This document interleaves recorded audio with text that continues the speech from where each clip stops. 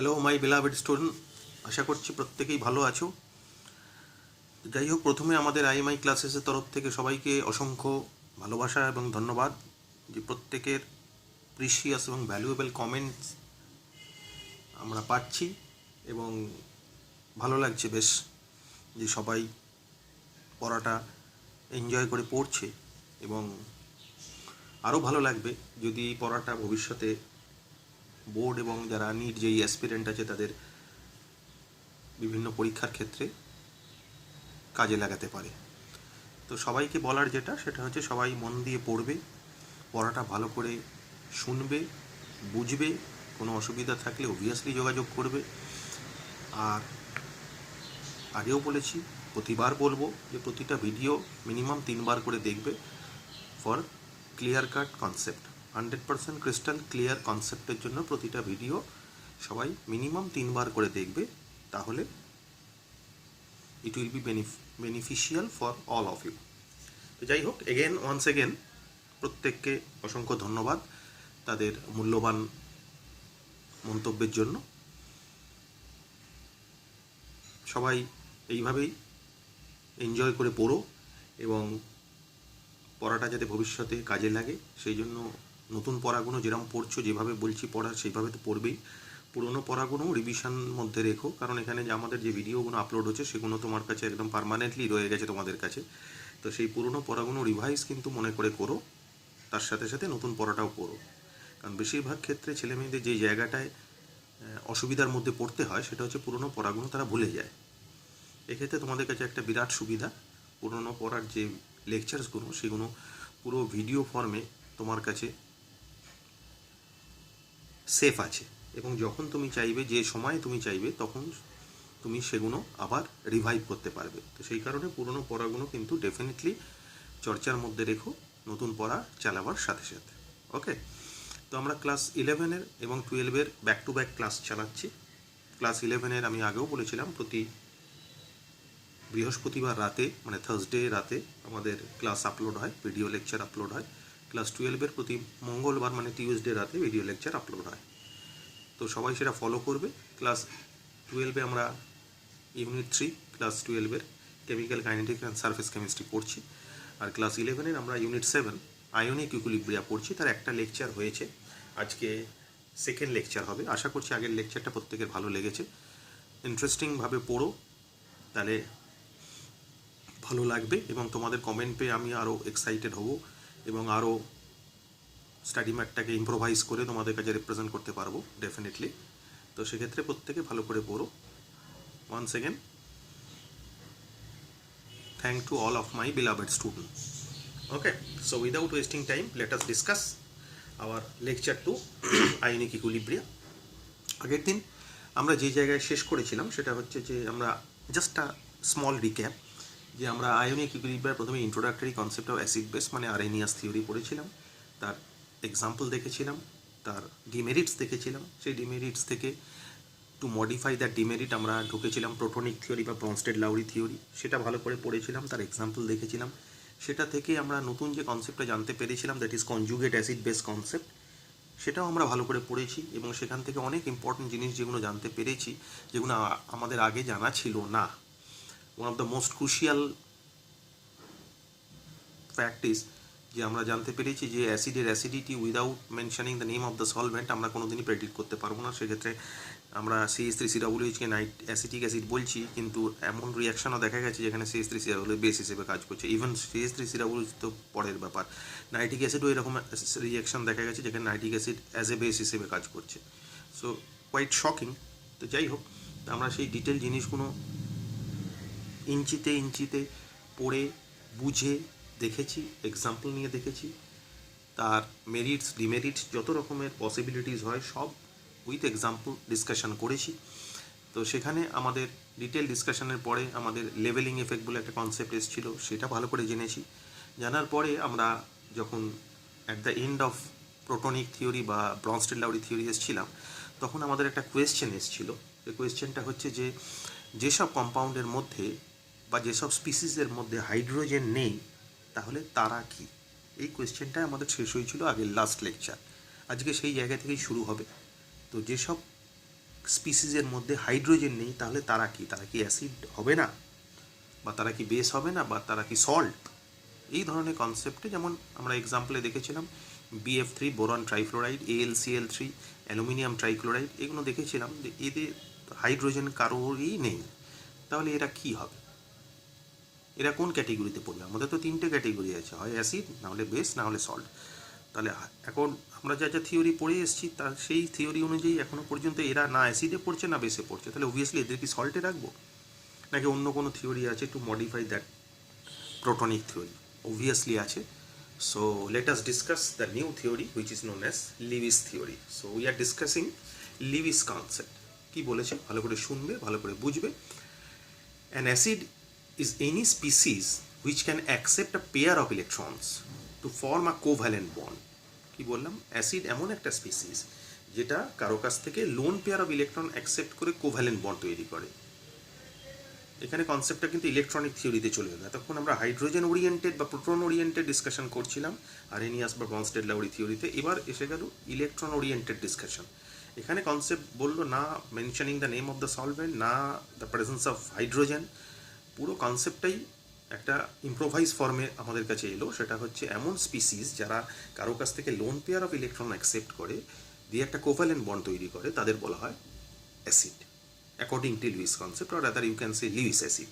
On the other hand, base is any species that can donate a pair of electrons to establish a covalent bond. অপরপক্ষে obviously উল্টোটা হবে, যে base এমন একটা species, acid যদি lone pair of electron accept করে তাহলে definitely base lone pair of electron donate করবে। তো সেইটাই এখানে বলেছে, a base is any species that can donate a pair of electrons to establish a covalent bond. Okay, so this is the basic funda of Lewis acid base concept. তো Lewis acid কাকে বলে? বাংলা কথায় হচ্ছে যারা lone pair of electron accept করে covalent bond তৈরি করবে তারা লুইস অ্যাসিড। লুইস বেস কাকে বলে? যারা lone pair of electron donate করে কোভ্যালেন্ট বন্ড তৈরি করবে তারা Lewis base. Okay, so let us see some examples regarding first Lewis acid.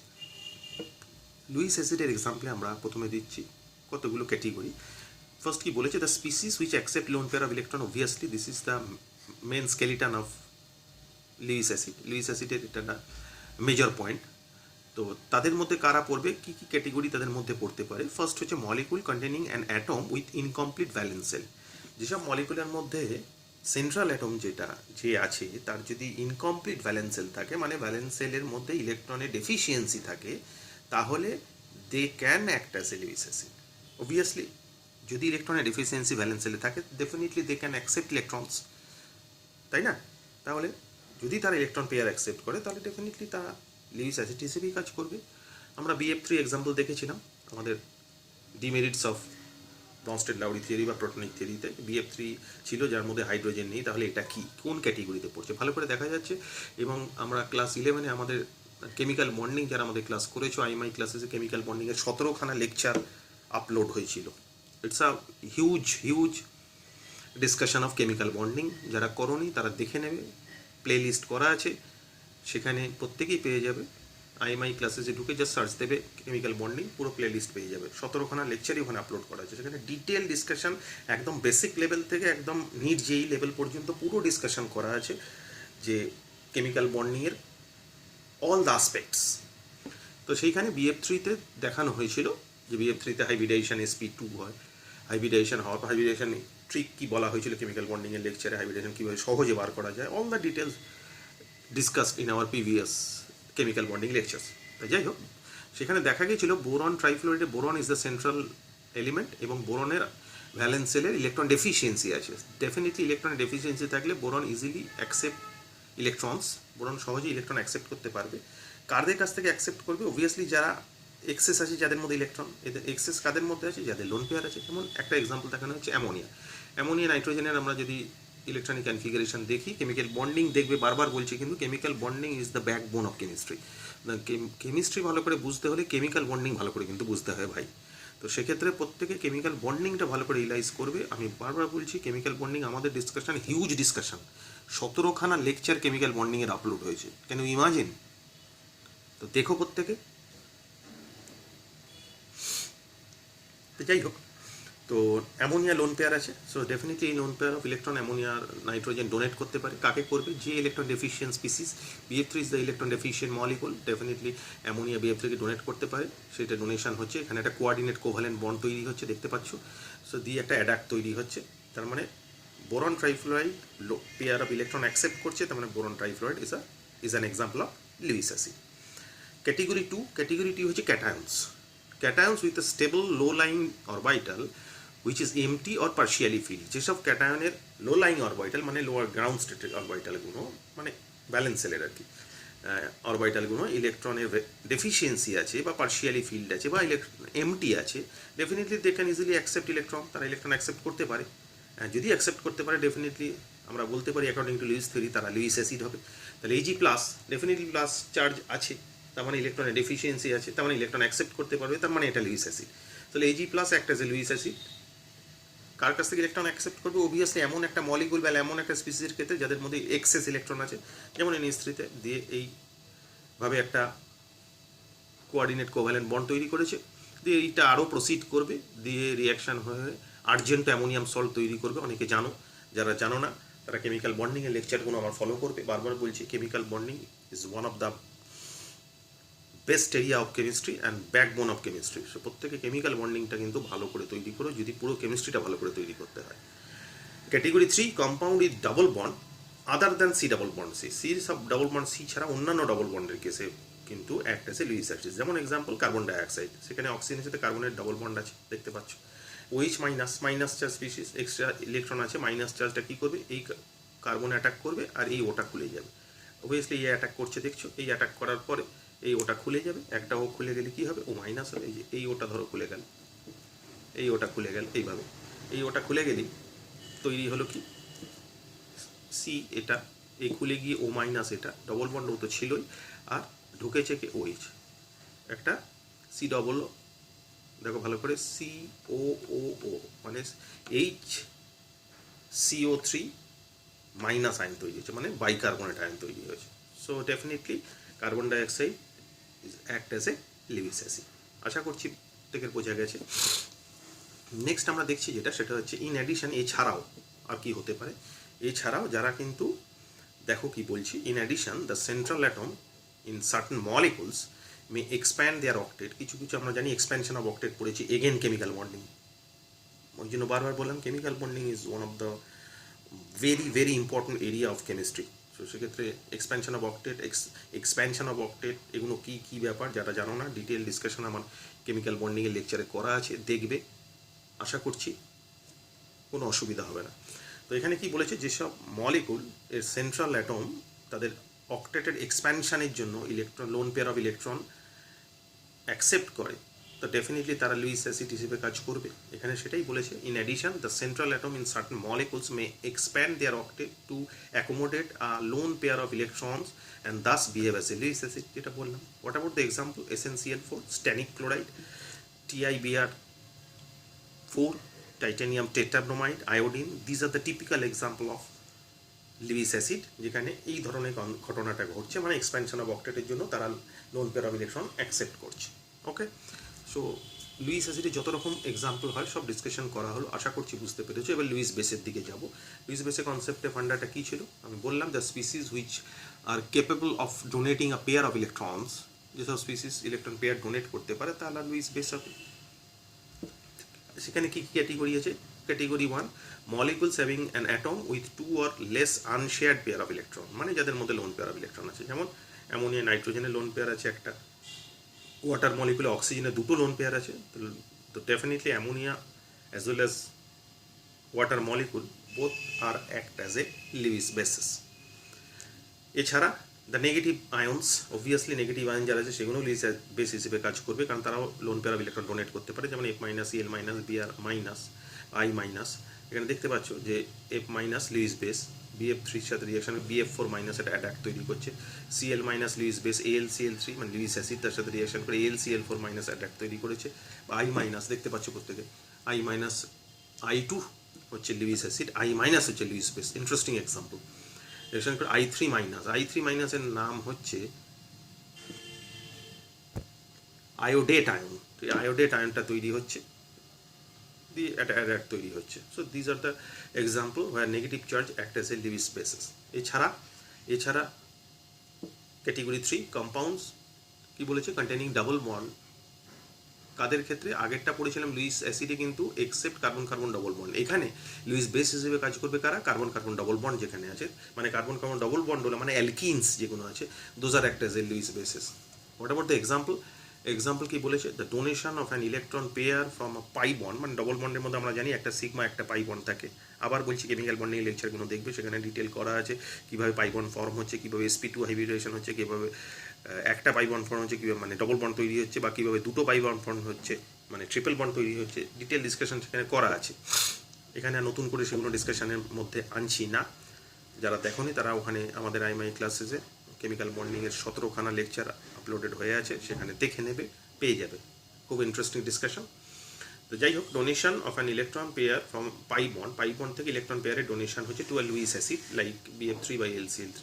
সেখানে ডেফিনেটলি তার মানে কার্বন কার্বন যে ডবল বন্ড, সেই স্পিসিসটা অবভিয়াসলি লুইস বেস হিসেবে কাজ করছে। সো টোটাল ডিটেলটা কি জানতে পারলাম? অ্যাকর্ডিং টু অ্যাবভ ডিসকাশন জানতে পারলাম যে Lewis concept of acid and bases is definitely an improvement over the Bronsted-Lowry concept. Obviously Bronsted-Lowry concept যে ছিল তার obviously একটা improvement Lewis acid base concept। কেন? তার কারণ Bronsted-Lowry concept it covers Bronsted-Lowry concept of acid base mostly and at the same time include the non-protonic substance।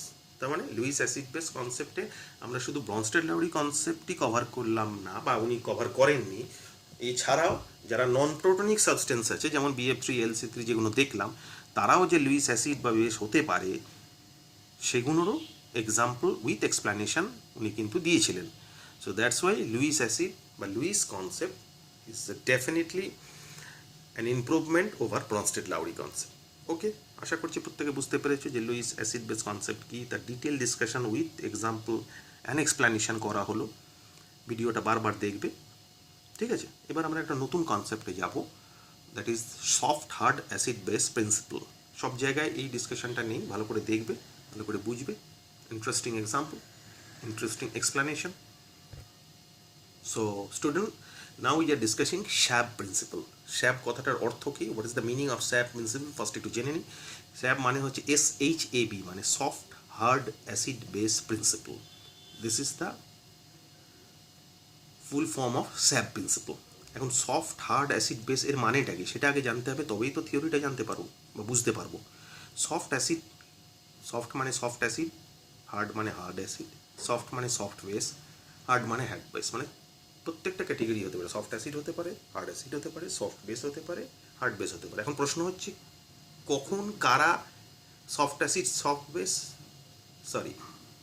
Soft acid hard acid এবং soft base hard base হিসেবে কাজ করবে। Very very interesting explanation, ভালো করে দেখো। Soft acid কারা হবে? যাদের লো পজিটিভ চার্জ আর লার্জ সাইজ হবে, যাদের পজিটিভ চার্জটা কম, সাইজটা বড়, আইদার অর অথবা বোথ, যে কোনো একটা কন্ডিশন স্যাটিসফাই করতে পারে অথবা দুটোও স্যাটিসফাই করতে পারে, তাদের বলা হয় soft acid. Obviously hard acid এর উল্টোটা হবে, মানে high positive charge small size হতে হবে। Soft base low negative charge large size হতে হবে। Hard base high negative charge আর স্মল সাইজ হতে হবে। ভালো করে দেখবে, this are the definition of soft acid, hard acid, soft base, hard base. ঠিক আছে, এখানে বেসিক ফান্ডাটা কি এই প্রিন্সিপলের বেসিক ফান্ডাটা হচ্ছে soft centre prefer to combine with soft centre and hard centre prefer to combine with hard centre. মানে soft acid prefer to combine with soft base and hard acid prefer to combine with hard base. This is the basic funda of this theory. So let us see an example. ভালো করে দেখি একটা example, তাহলে পুরো ম্যাটারটা আমাদের কাছে ভালোভাবে বোঝা যাবে। আমরা দেখেছি অর্গ্যানিকে কোনো অ্যালকিল হ্যালাইড RX, তার মধ্যে KCN দিলে প্রোডাক্ট পাওয়া যায় RCN, ওয়ারাস তার মধ্যে AgCN দিলে প্রোডাক্ট পাওয়া যায় RNC। RCN হচ্ছে অ্যালকিল সায়ানাইড, RNC হচ্ছে অ্যালকিল আইসোসায়ানাইড। এরকম কেন ঘটছে? দুটো ক্ষেত্রেই তো এটা অ্যাকচুয়ালি কী হয়? একটা substitution reaction, nucleophilic substitution reaction. Nucleophile কাকে বলে? নেগেটিভ চার্জ স্পিসিস বা লোন পেয়ার কন্টেনিং স্পিসিসকে বলা হয় নিউক্লিওফাইল। পরে যখন অর্গানিক আমরা পড়বো তার ডিটেল ডিসকাশন করব। আপাতত বেসিক কিছু জেনে রাখো, নিউক্লিওফাইল কাকে বলে? নেগেটিভ চার্জ স্পিসিস বা লোন পেয়ার কন্টেনিং স্পিসিসকে নিউক্লিওফাইল বলে। নিউক্লিওফাইল এখানে এখানে নিউক্লিওফাইলটা কি, সায়ানাইড ইজ আ নিউক্লিওফাইল, সেখানে এই এক্সের জায়গায় সাবস্টিটিউট হচ্ছে, এক্স বেরিয়ে যাচ্ছে, that's why it is known as nucleophilic substitution reaction. দেখুন দুটো ক্ষেত্রেই নিউক্লিওফাইলটা কিন্তু সায়ানাইড, তাহলে কেসিএন দিলে সায়ানাইড হচ্ছে, এজিসিএন দিলে আইসোসায়ানাইড কেন হচ্ছে? সেখানেও তো আর সিএনই হওয়ার কথা, মানে সায়ানাইডই হওয়ার কথা। So let us see the discussion, very interesting and important discussion. Cyanide, Cn minus is a nucleophile, but nucleophile is a special category, and that category is known as ambident nucleophile. Cn minus is an ambident nucleophile. Ambident nucleophile কাকে বলে? এমন ধরনের nucleophile যাদের মধ্যে দুটো attachment centre আছে, মানে দুটো অ্যাটম দিয়ে অ্যাটাচ হতে পারে, আইদার অর।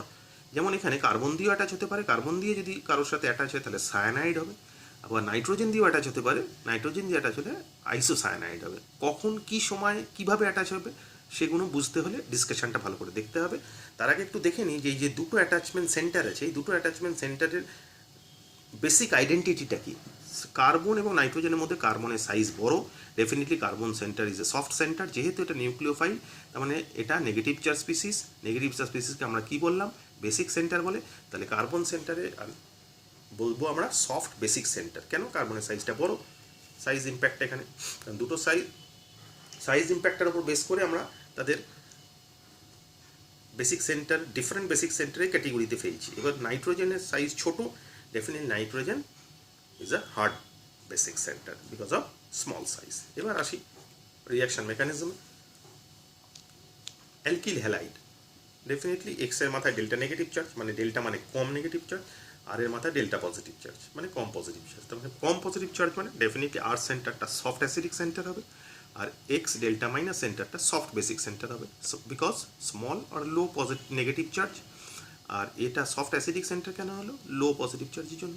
আশা করছি ওপরে প্রিন্সিপাল থেকে এই ব্যাপারটা বোঝা গেছে। এবার যদি নিউক্লিওফাইল আসে সিএন মাইনাস, ডেফিনেটলি এইরকম ধরনের সিচুয়েশন হলে এখানে কে এসে জুড়বে আর এর সাথে, আর এর মাথায় যেহেতু পজিটিভ চার্জটা কম, তার মানে সফট অ্যাসিডিক সেন্টার। আর আমাদের বেসিক ফান্ডাটা এই থিওরি ছিল soft centre prefer to combine with soft centre, rather you can say soft acidic centre prefer to combine with soft basic centre. এখন এই অ্যাম্বিজেন্ট নিউক্লিওফাইলের সফট বেসিক সেন্টার কোনটা? কার্বনটা। তাহলে এখানে যদি কেসিএন দেওয়া হয়, সায়ানাইড এসে যদি একে অ্যাটাক করে, মানে নিউক্লিওফিলিক সাবস্টিটিউশন রিয়াকশন হয়, তাহলে আর এক্স এর মধ্যে কেসিএন দিলে আর সিএন পাওয়া যাবে। So this be the reaction due to soft interaction, আর এক্স এর মধ্যে কেসিএন দিলে আর সিএন পাওয়া গেছে। আশা করছি পরিষ্কার। এবার প্রশ্ন যেটা সেটা হচ্ছে আর এক্স এর মধ্যে এজিসিএন দিলে কেন আর এনসি পাওয়া যায়? সিএনই তো পাওয়ার কথা। তাহলে গল্পটা কোথায়? গল্পটা এই জায়গাটায়। সেটা হচ্ছে যে R X R delta plus আর X delta minus, X delta minus হচ্ছে সফট বেসিক সেন্টার, আর সিলভার সায়ানাইড আর পটাশিয়াম সায়ানাইডের মধ্যে সিলভারের সাইজ অনেক বড় পটাশিয়ামের থেকে। তার মানে silver centre is a soft acidic centre, silver centre due to its large size. তাহলে সিলভার কি করবে? এই এক্স মাইনাসের সাথে কোঅর্ডিনেট করে এক্সকে নিয়ে বেরিয়ে চলে যাবে অ্যাজ এজিএক্স। এবার যেই এখান থেকে এক্স বেরিয়ে চলে গেল আর এর পাশ থেকে, আর এর মাথায় যে ডেল্টা পজিটিভ চার্জ ছিল, কম ইলেকট্রন ডেফিসিয়েন্সি ছিল due to the presence of this halogen. এবার চলে যাওয়ার জন্য এই হ্যালোজেন নিজের ইলেকট্রন নিয়ে চলে যাওয়ার জন্য এর মাথায় ইলেকট্রন ডেফিসিয়েন্সিটা আগের থেকে অনেক বেড়ে গেল। তার মানে আগে যেটা পজিটিভ চার্জটা ডেল্টা পজিটিভ চার্জ ছিল, now this positive charge became full positive charge মানে আর প্লাস। তার মানে আগে যেটা এটা সফট অ্যাসিডিক সেন্টার ছিল, now it became a hard acidic centre, that is a carbocation. এই কার্বোক্যাটায়ন তৈরি হয়েছে যার পজিটিভ চার্জের ইন্টেন্সিটি আগের থেকে অনেক বেশি বেড়ে গেছে। তার মানে এটা এখন হার্ড সেন্টারে পরিণত হয়েছে। যেই হার্ড সেন্টারে পরিণত হয়েছে, definitely it will try to combine with another hard basic centre. Hard basic centre আমাদের কী ছিল? অবভিয়াসলি নাইট্রোজেন ছিল। তাহলে এবার দেখা যাচ্ছে কি যে আর plus that is hard acidic centre, এই সফট বেসিক সেন্টার আর হার্ড বেসিক সেন্টারের মধ্যে হার্ড বেসিক সেন্টারের সাথে কম্বাইন করবে, দিয়ে তৈরি করবে অ্যালকিল আইসোসায়ানাইড আর এনসি। ওকে, পরিষ্কার? So due to the concept of SAP principle we can explain this interesting and innovative phenomena যে RX এর মধ্যে কেন KCN দিলে RCN পাওয়া যায়, RX এর মধ্যে কেন AGCN দিলে RNC পাওয়া যায়। আশা করছি প্রত্যেকে ভালো করে বুঝতে পেরেছো। ইন্টারেস্টিং, বারবার বলছি যে ভিডিওগুলো মিনিমাম 3 বার করে দেখবে, প্রত্যেকটা ওয়ার্ড যেগুলো বলছি সেগুলো ডিস্টিংলি ফলো করবে, সেগুলো মিনিং আলাদা আলাদাভাবে বোঝার চেষ্টা করবে। বারবার শুনলে সেই জিনিসগুলো তবে ঠিকঠাকভাবে তৈরি হয়, সেই কাজটি করো।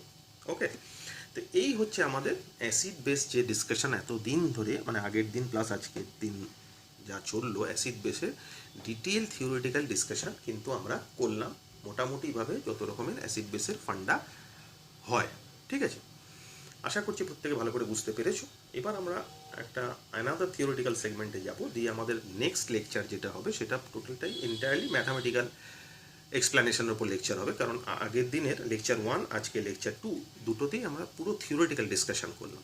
নেক্সট দিন থেকে আমরা ম্যাথামেটিক্যাল ডিসকাশনে ঢুকবো। অবভিয়াসলি থিওরি তো থাকবেই, তার সাথে ম্যাথামেটিক্যাল অ্যাপ্রোচ আস্তে আস্তে ব্যাক টু ব্যাক তার সাথে সাথে যাবে। ওকে, এবার আমরা ডিসকাস করছি নতুন যে কনসেপ্টটা, that is buffer solution. What is buffer solution? New term, ভালো করে দেখবে, ভালো করে বুঝবে। কি বলেছে? Certain solution possesses the ability to resist an appreciable change in H+ ion concentration, that is pH. PH কি পরে আমরা জানবো। আমরা নর্মালি যেটা জানি, pH is a negative logarithm of H+। মানে পিএইচ হচ্ছে অ্যাসিডের অ্যাসিডিটি মাপার বা বেসের বেসিসিটি মাপার একটা স্কেল।